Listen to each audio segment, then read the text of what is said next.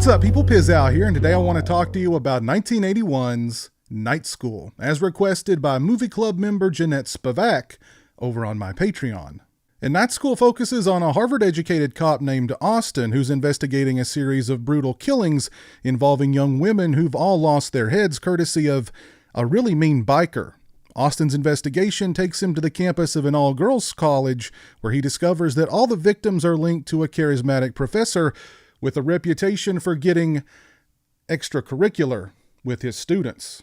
Night School straddles the line between being a sleazy slasher movie and a more sophisticated murder mystery thriller. While Night School lacks the excessive bloodshed and high body count shared by many slashers of the time, it brings a more old-school thriller, character-driven approach to its goings-on, with the occasional moments of good old-fashioned exploitation. Night School presents an interesting premise for why the killer is headhunting and has a thing for placing the disembodied heads of victims in water. There's a particularly cool sequence in which the killer chases a victim around an aquarium before eventually disposing of their head inside one of the tanks. The head actually comes crashing down upon a sea turtle inside the tank, and the poor sea turtle regards this head with a bemused kind of puzzlement before taking a bite out of it.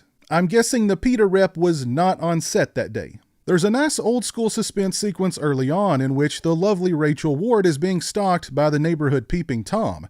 It's an extended sequence that starts with him following her through the darkened streets. Ms. Ward returns home and immediately jumps in the shower. Showers are very stress-relieving, after all. We're soon alerted to the fact that she's not alone in the house, and her shower is interrupted by the ladies' man professor, played by Drew Snyder. This sequence is nicely paced, and director Ken Hughes does a great job of building suspense. From there, Snyder smears what appears to be some sort of red soap all over Ward's body in a kind of tribal design. It's an odd sequence, but definitely memorable. The pacing is a bit leisurely, even slow by today's standards, but I like the fact that the movie takes its time establishing the characters and their relationships. For instance, we get some drama between Ward and Snyder over his flirtatious behavior with pretty much every woman he sees. I feel like the movie also establishes its setting quite well. I don't recall if it's ever named exactly what city the film takes place in, but it has this very chilly, New Englandish kind of vibe. The murder mystery elements are handled fairly well with only a limited number of red herrings to draw our suspicions, but it becomes pretty obvious who the killer is early on. Night School is a really well-made film. The film was actually shot by Mark Irwin of The Blob, The Fly, Videodrome, and Scream fame. The music was composed by Brad Terminator and T2 Fidel, and the score for the film is also quite good. The performances from Leonard Mann, Rachel Ward, and Drew Snyder are all really strong. And even though Night School is kinda dry when it comes to its special effects, we do get a couple of nice stalk and slash sequences, including one in which the killer spins a victim on a merry-go-round before lopping off her head, and there's a cool sequence in which the killer chases a waitress around a diner. We get a head in a bucket, we get a head in a kitchen sink, we get a head in an aquarium, and a head even finds its way into a toilet.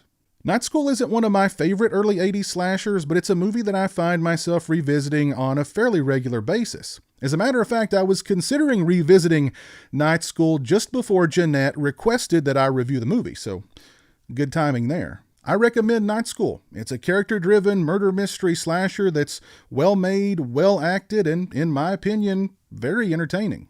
The film is available as part of Warner Brothers' Archive collection. This release is bare bones, but you can find the DVD for around $5 online and the Blu-ray for around $15.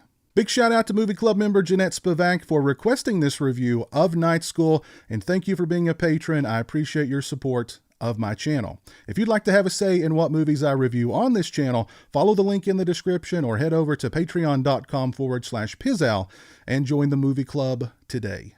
If you've seen Night School, please let me know your thoughts on the film down in the comments section below. Let me know what your favorite Warner Archive release is down in the comments section below.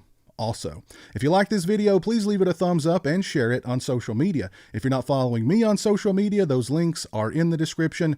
As always, thanks so much for watching. I really appreciate it. Take care, and until next time, Peace. A big thank you to all my awesome Patreon supporters. I appreciate your generosity and support of my channel. Become a patron today and join me for monthly live streams and have a say in what movies I review on my channel. Patreon.com/pizowell or follow the link in the description.